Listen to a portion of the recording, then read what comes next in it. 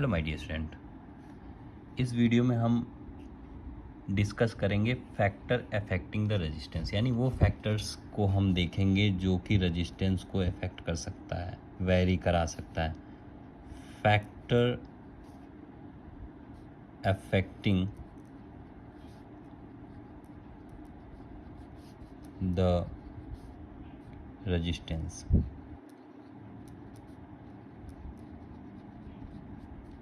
ठीक, तो मेन चीज़ जो होता है बेटा, इसमें 3 फैक्टर होते हैं। ये जो होते हैं 3 फैक्टर होते हैं जिस पे ये वेरी कर सकता है। तो जो पहला होता है वो होता है बेटा लेंथ ऑफ कंडक्टर।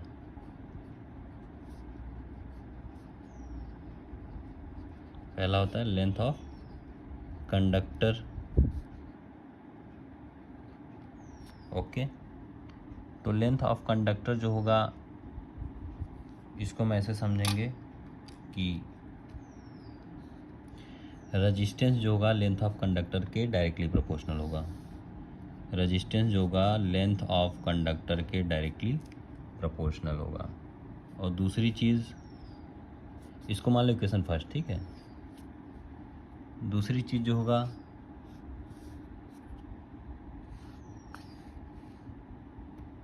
ये है area of cross section. Area of cross section बोल दो या क्रॉस सेक्शनल एरिया।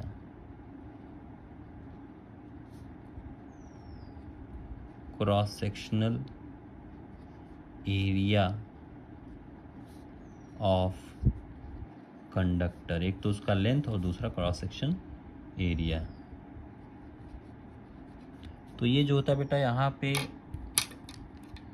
ये रेजिस्टेंस जो होता है एरिया ऑफ क्रॉस सेक्शन के इन्वर्सली प्रोपोर्शनल होता है।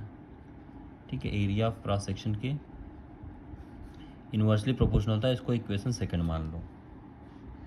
और जो थर्ड होता है बेटा, जो थर्ड फैक्टर, तीसरा फैक्टर क्या है, नेचर ऑफ द मटेरियल, यानी उस मटेरियल के नेचर पे डिपेंड करता है जिससे वो कंडक्टर बना है, यानी नेचर ऑफ द मटेरियल। ठीक है, नेचर ऑफ द मटेरियल। तो इन दोनों इक्वेशन से अपने को क्या मिला, ऑन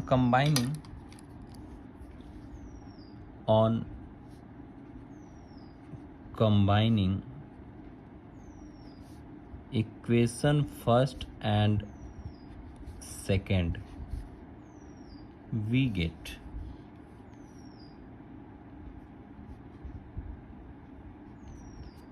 क्या, जैसे कि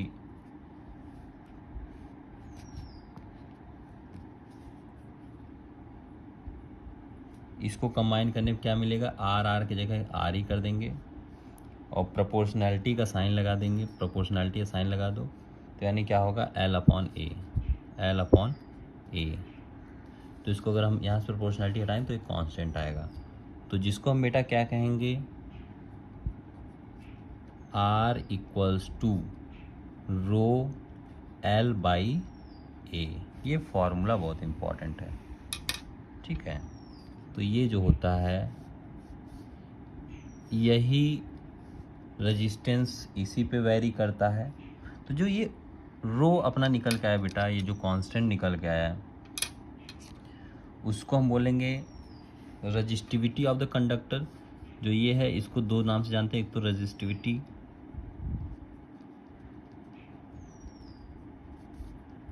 ऑफ कंडक्टर या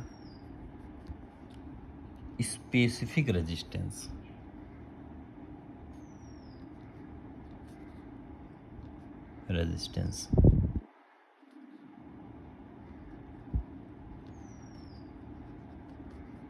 ठीक है, स्पेसिफिक रेजिस्टेंस। तो यानी बेटा यहाँ हम ये देखेंगे कि ये जो रेजिस्टेंस और स्पेसिफिक रेजिस्टेंस है, इसमें क्या फ़र्क होता है, तो हम इसको ऐसे जानेंगे कि जो रेजिस्टेंस होता है वो चेंज हो सकता है, लेकिन जो स्पेसिफिक रेजिस्टेंस है that can not be change. किसी भी टेम्परेचर की वजह से ये चेंज होने वाला नहीं है, यानी ये कांस्टेंट है। ये वो रेजिस्टेंस है जो फिक्स रहने वाला है, चाहे एरिया बढ़ा दो, चाहे घटा दो, चाहे मटेरियल का क्वांटिटी कम करो, सब कंडीशंस पे अपना ये रेजिस्टेंस क्या होता है, बराबर होता है। ठीक है, तो यानी हम यहाँ थोड़ा सा देख लेते हैं नोट डाल के। तो जो नोट करने वाली चीज़ें हैं,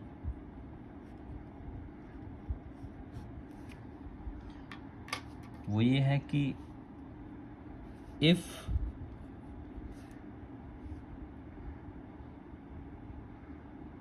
या इसको कह दो इट डिपेंड्स ऑन, जो ये जो चीज़ें हैं रजिस्टिविटी जो है ये क्या है, it depends on material of conductor. ये ऊपर अभी था ना, केवल मटेरियल पर डिपेंड करेगा। ठीक है, conductor that is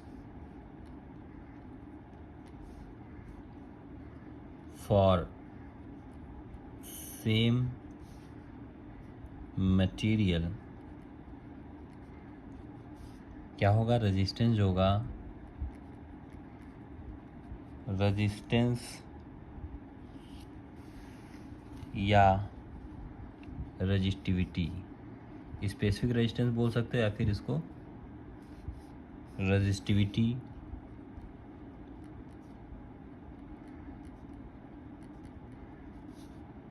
remain constant. ठीक है, रिमेन कांस्टेंट। तो इसको ऐसे हम समझते हैं बेटा, जैसे मानो अपने पास क्या है कि दो कंडक्टर हैं। ठीक है, जैसे मानो अपने पास दो कंडक्टर हैं, एक का लेंथ L है और area of the cross section A है। ठीक है, ये पहला वाला रो है, इसलिए हम इसको A से डिनोट कर रहे हैं। तो इसका जो एरिया ऑफ क्रॉस सेक्शन है उसको मान लेते हैं A1, और ये जो L है ये लेंथ है L1।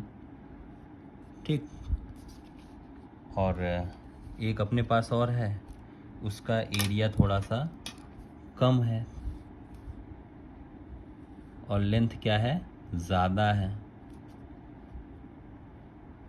तो इसमें हम देखेंगे ये जो इसका लेंथ है उसको L2 बोल दे रहे हैं, और ये जो है A2 इसका एरिया ऑफ क्रॉस सेक्शन। तो इन दोनों का अलग अलग स्टडी कर लेते हैं। जैसे मानो अगर अपने आप को निकालना है क्या, इसके लिए जो रेजिस्टेंस का फार्मूला होगा, जो रेजिस्टेंस का फार्मूला होगा R1 equals to rho L1 upon A1। ठीक है, और इसके लिए क्या होगा, R2 इक्वल्स टू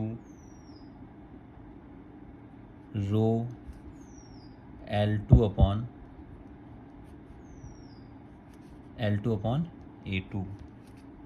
तो इन दोनों को जो अगर हम कंबाइन कर लेते हैं इन दोनों को, तो क्या होगा, जैसे मानो अपॉन कर दिया जाए, डिवाइड कर दिया जाए, तो then R1 upon R2 equals to rho L1 upon A1 divided by rho L2 upon A2। तो इससे जो निकल के आएगा बेटा, ये R1 upon R2 equals to, ये कितना हो जाएगा, L का अगर कैलकुलेशन करेंगे तो L1 अपॉन L2, क्योंकि अपना ये क्या है, L1 अपॉन L2 ये डायरेक्टली प्रोपोर्शनल है, लेकिन A की जब बात होगी तो A2 अपॉन A1 हो जाएगा, A2 अपॉन A1 हो जाएगा। ठीक है, इस चीज़ को ऐसे समझते हैं बेटा। यहाँ से अपने को मिला कि ये कैसे डिपेंड कर सकता है, यानी एरिया के इन्वर्सली प्रोपोर्शनल और उसके जो लेंथ के जो होगा डायरेक्टली प्रोपोर्शनल। ठीक है, तो यानी यहाँ से हम देखेंगे ये चीज़ अपने को मिल रहा है। तो अगर एक क्वेश्चन हम देखना चाहें, क्वेश्चन एक छोटा सा थ्योरी है, जैसे अगर मानो व्हाट इज़ रजिस्टिविटी अगर डिफाइन अपने को करना है, ठीक है, व्हाट इज़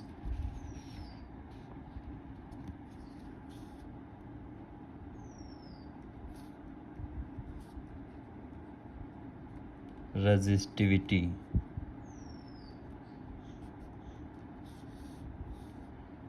तो जो फॉर्मूला था अपने पास, इसका अगर आंसर देखना चाहें,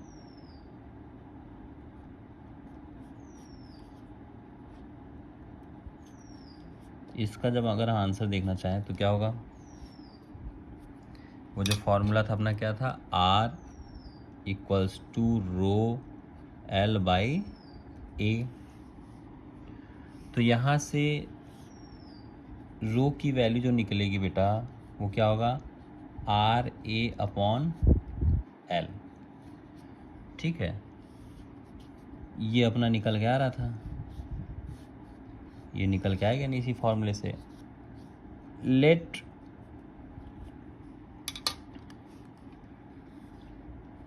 L इक्वल्स टू 100 मान लो, 100 मीटर, और फिर A की वैल्यू मान लो 1 मीटर स्क्वायर।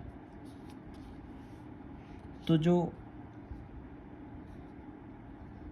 रो डैश होगा, रो जो होगा वो डायरेक्ट किसके बराबर होगा, एरिया के। अगर इसमें वैल्यू पुट करके रख देंगे तो अपना एरिया के डायरेक्ट बराबर हो, क्योंकि ये कैंसिल आउट हो जाएगा।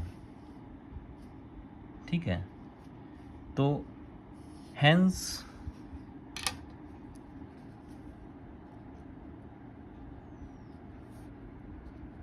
रो is the resistance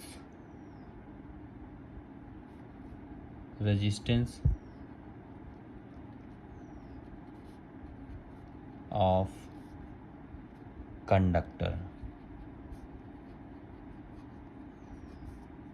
which have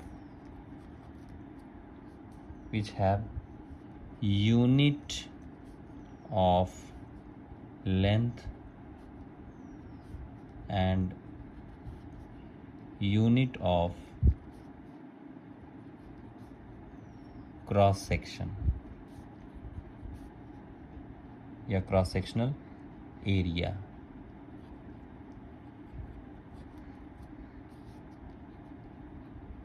cross sectional area, तो यहाँ से जो अगर इसकी रजिस्टिविटी की अगर हम यूनिट निकालना चाहें, SI यूनिट रजिस्टिविटी की, ठीक है, तो क्या होगा, इसी फॉर्मूले में रख देंगे। तो rho equals to R A upon L होता है। ठीक है बेटा, तो ये ओम जो है R का ओम हो जाएगा और A का मीटर का स्क्वायर हो जाएगा, अपॉन लेंथ का मीटर होता है।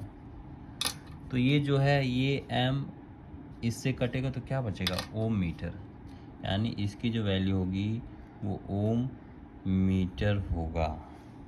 ठीक है, इसका जो रियल मीनिंग है वो ओम मीटर है।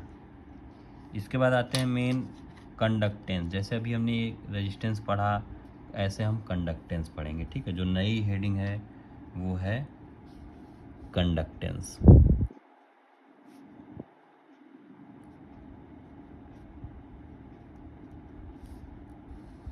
कंडक्टेंस क्या होता है बेटा, कंडक्टेंस को एक्चुअली हम डिनोट करते हैं कैपिटल G से, और ये जो होता है रेसिप्रोकल होता है। ये जो होता है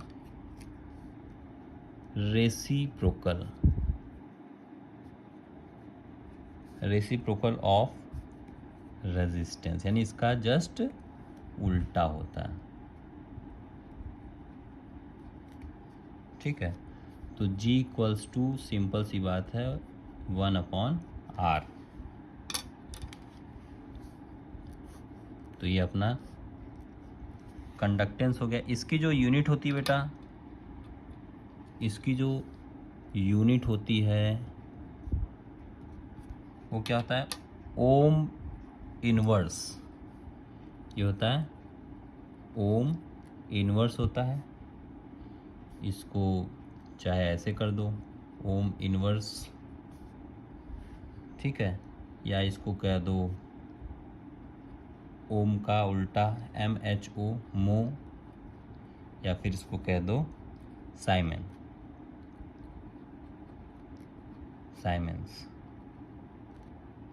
ठीक है। तो ऐसे रेजिस्टेंस, तो स्पेसिफिक रेजिस्टेंस या फिर रजिस्टिविटी बोला वैसे कंडक्टेंस का कंडक्टिविटी होती है। तो जो नया हेडिंग है वो क्या है, कंडक्टिविटी।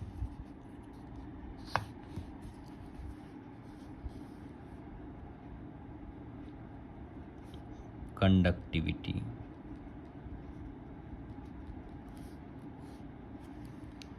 तो जो कंडक्टिविटी होती है उसको डिनोट करते हैं एक्चुअली हम लोग सिग्मा से, और ये रेसिप्रोकल होता है रजिस्टिविटी का। ये सिंपल ही क्या होता है, रेसिप्रोकल होता है